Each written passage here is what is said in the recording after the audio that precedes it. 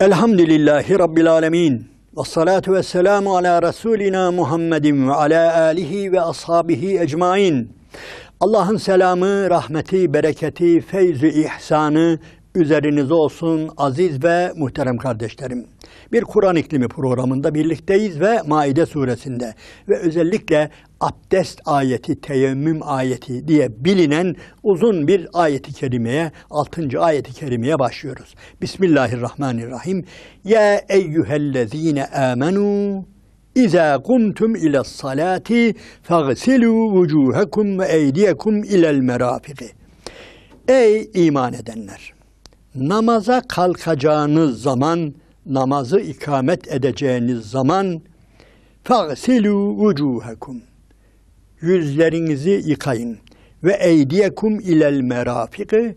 Dirseklerinize kadar kollarınızı yıkayın. Vemsahû birûsikum.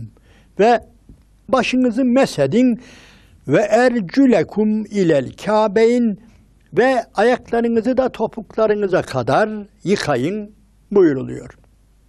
Evet, devam ediyor ayet-i kerime. Ama bu ayet-i kerimenin kendi içine kelime kelime içine girmeden önce bir konuda dikkatinizi çekmek istiyorum. Nedir? Baştan beri diyoruz ki bu sure İslam'ın son inen suresidir veya son inen surelerden birisidir. Bu ayet burada ne geziyor? Bu ayette mi? Evet, bu ayet de son zamanlarda inmiştir. Kesindir ha. Peki efendim, o zaman Müslümanlar o güne kadar abdest almıyorlar mıydı? Abdestsiz namaz kılıyorlardı da. Yani o zaman mı başladılar abdest almaya?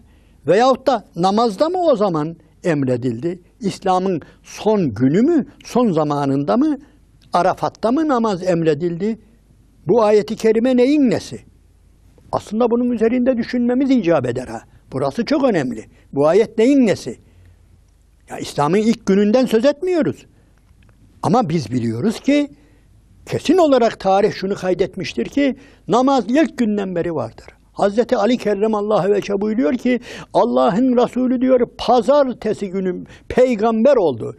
Pazartesi günü ona vahiy geldi. Ben de salı günü Müslüman oldum diyor. Ve dikkat edin hemen o andan itibaren namaz var. Ve biliyorsunuz Peygamber Aleyhisselatü Vesselam Hira'dan iner inmez ne yaptı?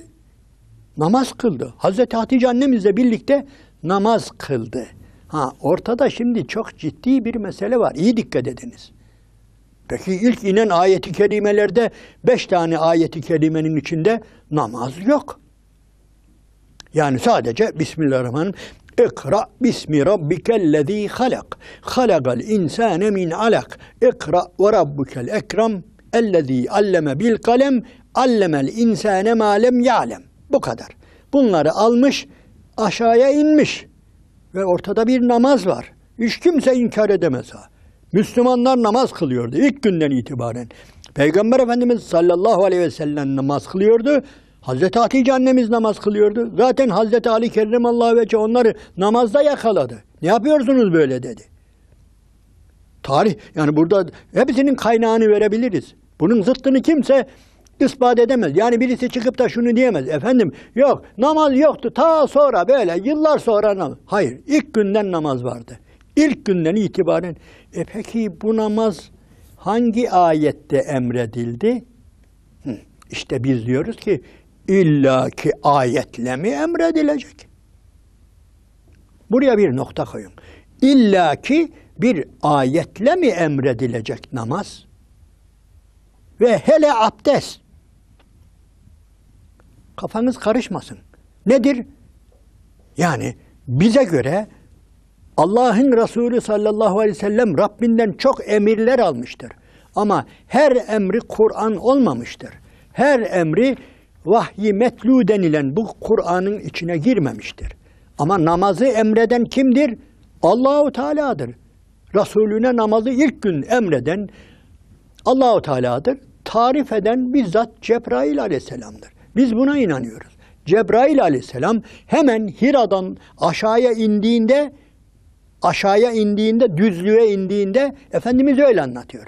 namazı, abdesti, temizlenmeyi gösteriyor ve o andan itibaren namaz kılınıyor. Ve bu namaz yani artık ta orada düğmeye basılıyor. Dikkat ediniz, burası çok önemlidir. Bir olayı başka sohbetlerimde anlattım ama bir daha dile getirmek istiyorum. Hazreti Abbas'ın cahiliye döneminde bir şeyi vardı. Mekke'nin dışında gelen bir kavimden gelen Afif-i Kindi diye bir arkadaşı vardı. Mekke'ye ticaret için geldiğinde Hazreti Abbas'ın evine misafir olurdu. Yine bir gün böyle misafir olmuştu, gelmişti ve bir dam böyle açık alanda oturuyorlardı Hazreti Abbas'la ve Kabe gözüküyordu.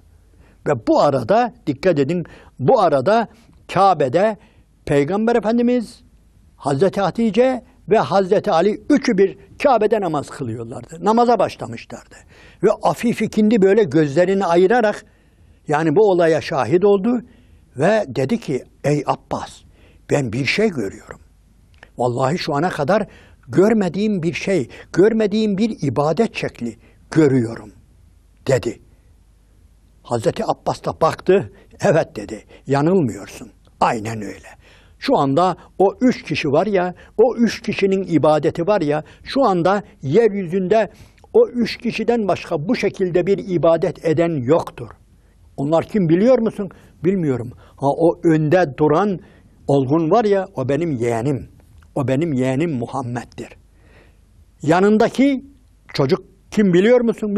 O da yeğenim. O da öteki ağabeyimin oğlu Ali'dir. Abdülmuttalib'in, Ebu Talib'in oğlu Ali'dir. Öteki kim biliyor musunuz? Arkalarındaki bayan Muhammed'in eşi Hatice'dir. Hüveylid kızı Hatice bin Hüveylid'dir.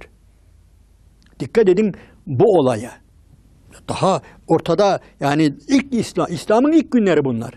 Hatta belki konumuzla alakadar değil de bu adam gidiyor muhteremler. Bu Afif-i Kindi gidiyor. Yıllar sonra Müslüman oluyor bu adam. Yıllar sonra Müslüman oluyor. Yani bakıyor ki peygamberin kadrosuna. Yani özellikle Hazreti Ebubekir, Hazreti Ömer falan böyle kadroya bakıyor. Ve o gün var ya ellerini dizine vuruyor, dizlerine vuruyor. Eyvah diyor, eyvah.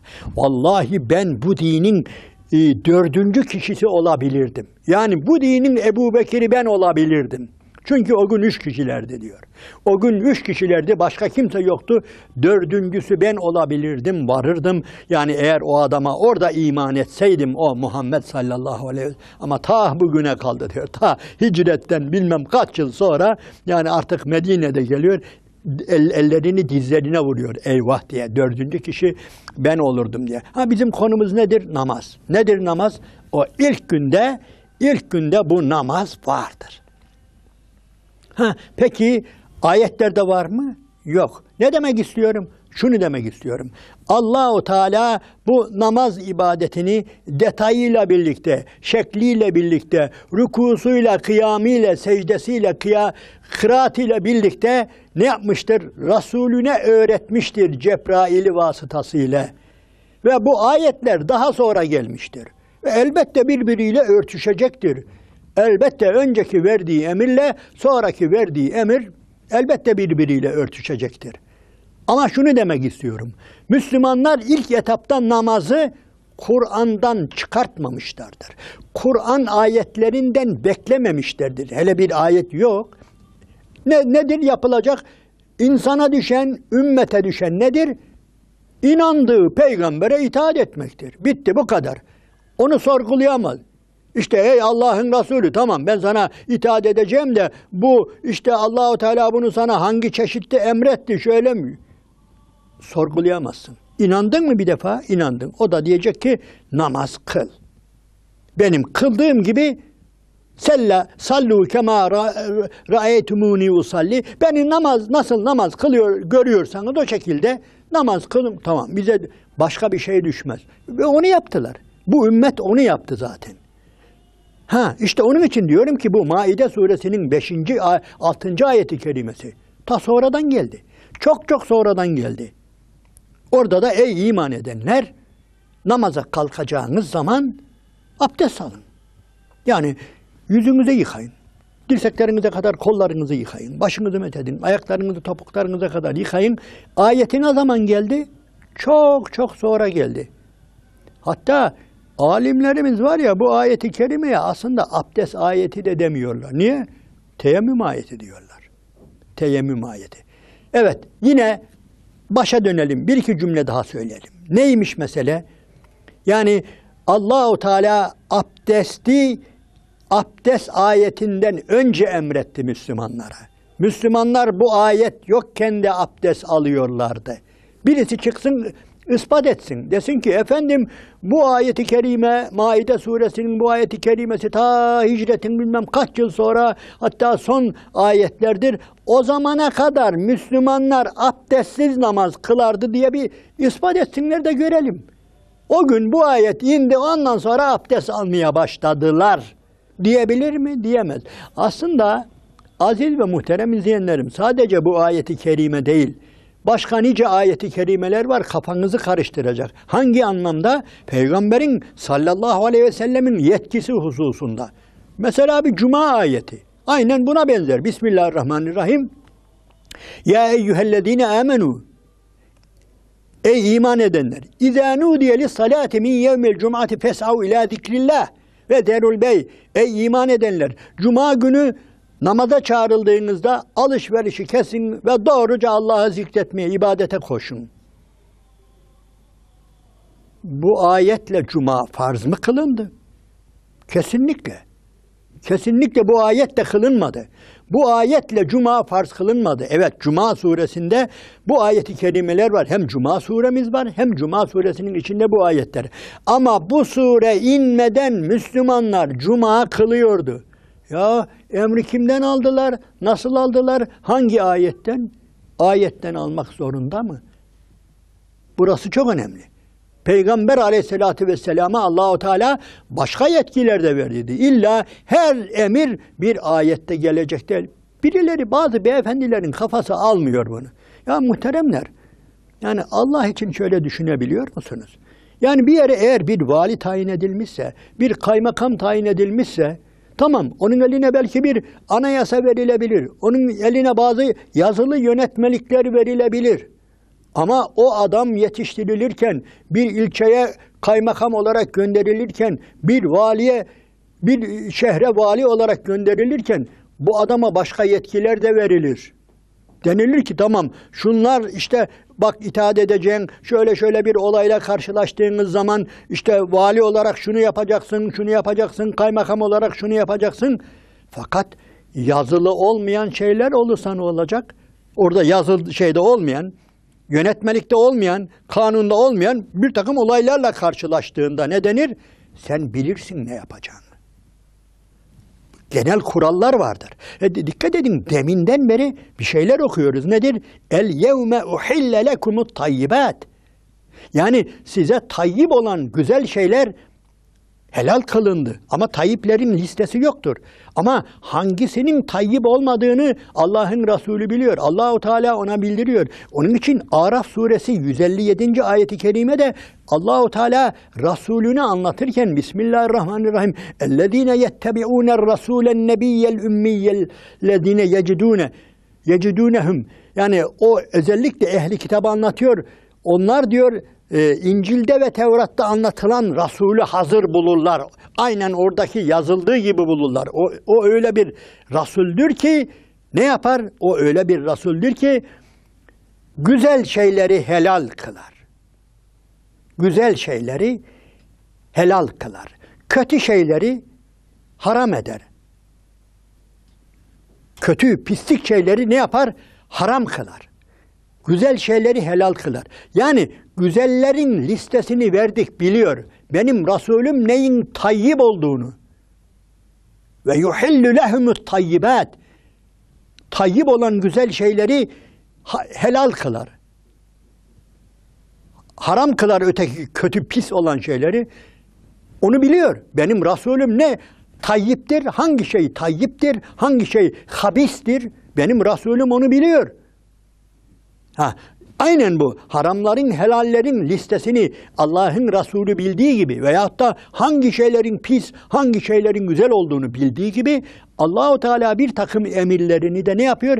İlla ayeti kerime ile ne yapmıyor? Bildirmiyor. Ha, bu ayetler neyin nesi? Bu ayetler nedir? Ayrıca teyit ediyor. Ayrıca destekliyor. Ayrıca bu işi destekliyor. Ha, demek ki bizim veyahut da bizim ezelden beri, İslam'ın ilk gününden beri Müslümanların, peygamberin namazından, abdestinden Allahu Teala'nın hem haberi var, hem onaylamıştır. Zaten o emretmiştir. Bir de burada fazladan ne yapıyor? Zikrediyor. Fazla kelimesi kötüdür de başka bir hikmetle bunu burada zikrediyor. Aziz ve muhterem kardeşlerim. Evet, bu ayet-i kerime üzerinde epeyce konuşulabilir. Ama burada bu konuya dikkat edelim. Gel, madem böyle oldu, gelin nasıl ki abdestten bahsettik, namazdan, bir de cumadan, gelin ezandan da bahsedelim. Ezan. Diyecek canım, ezan zaten sünnettir. Hayır, bizim gibi bildiğimiz sünnetten değildir ha. Öyle. Yani yemeğin tabağını sıyırmak gibi falan sünnetlerden değil. Haşa, birini küçük, birini hafif, birini kuvvetli görme anlamında değil. Bazı sünnetler vardır ki şiardır. Şiardır yani. Nedir? Mesela ezan. Ezan İslam'ın artık bir şiarıdır. Yani belki farzların içinde değildir ama farzlardan güçlüdür yerine göre. Bir yerde ezan okunmuyorsa yani orasının darül küfür olduğuna dair hüküm verilir. Ve bir yerde ezan sesi duyuyorsanız ora işte Darül İslam'dır da denilebilir. O kadar ciddidir ezan. Ezan İslam'ın şiarıdır. Hatta yani affedersiniz şu sünnet çocuklarımızın, erkek çocuklarımızın sünnet olması. Hadi buyurun bir hafif görün de bakalım. Yani diyelim ki efendim bu sünnet. Sünnet. Yani diyelim ki arada terk etsek de olur. Buyur, nasıl yapıyorsanız yapın da görelim. Niye? Yapamazsınız. Niye? Bizim anladığımız sünnet değil bu. Bu şiardır. Bu da İslam'ın, yani Müslüman erkeklerin sünnet olması, erkek çocukların sünnet olması İslam'ın şiarlarından bir şiardır. Sünnete bu gözle bakalım. Ezandan bahsediyorum. Ezandan bir iki cümle bahsedip sohbeti noktalayalım. Nedir? Ezan sünnettir. Peki veyahut da vahiy ile nedir? Nasıl gelmiştir? Ezan, Allah-u Teala'nın kitabında ezan var mı? Var ama ilginçtir. Öyle değişik vardır ki. Nasıl değişik? Allah-u Teala şöyle demiyor bize. Ey iman edenler! Namaz vakti geldiğiniz zaman biriniz, sesi güzel olan birisi şöyle yüksek bir yere çıksın. İşte 2 defa Allahu Ekber veya 4 defa Allahu Ekber, Allahu Ekber, Allahu Ekber, Allahu Ekber, eşhedü en la, eşhedü enne Muhammeden Resulullah, hayy aleyhisselah, hayy alel felah. Böyle bir ayet var mı? Yok. Ya nedir? Ortada ama bir ezan vardır. Peki nedir bu ezan? Bunu bir rivayete göre, yani birçok rivayet var. Rüya ile bir sahabenin rüyası, Peygamber Efendimizin tasdiklemesi falan vardır. Ama Sahih-i Müslim'de Peygamber Efendimiz'e de yani Cebrail Aleyhisselam bu şekilde bildirdiğine dair rivayet var. Peki ezan Kur'an'da var mı? Var. Nasıl var? İlginçtir. Muhterem izleyenlerim, ey iman edenler, yani namaz vakitlerini bildirmek için bu şekilde bir ezan okuyun demiyor. Ya ne diyor? Bismillahirrahmanirrahim. Ve izâ nâdeytum ile's-salâti ittehazûhâ hüzven ve laibe. Siz diyor namaza çağrıldığınızda o kafirler sizinle alay ederler. O münafıklar, o kafirler oyun ve eğlenceye alırlar. Yani dikkat edin, Kur'an'da ezan değişik bir yerde zikrediliyor. Siz namaza çağrıldığınızda, bu nedir? Sizin namaza çağrılma usulünüzden Allah-u Teala'nın hem haberi var, haberi değil, aynı zamanda elbette haber olacak da onayı da var. Onayı da var veya dahli var. Sizin nasıl namaza çağrılacağınızı yine yani eninde sonunda tayin eden, tespit eden yine Allah-u Teala'dır. Böyle bir ezanı isteyen, böyle bir ezandan razı olan Allah-u Teala'dır. Ama söylediğimiz gibi Kur'an'da bu şekilde bir ayet yoktur. Ha, bazı ayetler böyledir. Nasıl? Oruç böyle başlamıştır. nasıl başlamıştır? Ya eyyühellezine amenu kutibe aleykumus siyamu kema kutibe alellezine min kablikum leallekum tettegûn. Ey iman edenler, sizden öncekilere oruç farz kılındığı gibi size de farz kılındı. Buyurun. Bu nedir? Bu orucun başlama anıdır. Ama her amel böyle değildir. Namaz da böyle değildir. Ve özellikle abdest de böyle değildir. İnşallah bundan sonraki sohbetimizde bu ayet-i kerimenin detayına geçelim. Nedir detayı? Çok. Yani öyle her namaza kalktığımızda mı? Burada öyle diyor. Namaza kalktığımızda abdest alın. Ya tamam da ben öğleyin aldıydım. İkindi duruyor abdestim falan. Nedir? Bütün bunlar fıkhi meselelerdir. İnşallah kaldığımız yerden devam edeceğiz. Şimdilik Allah'ın selamı, rahmeti, bereketi üzerinize olsun aziz ve muhterem kardeşlerim.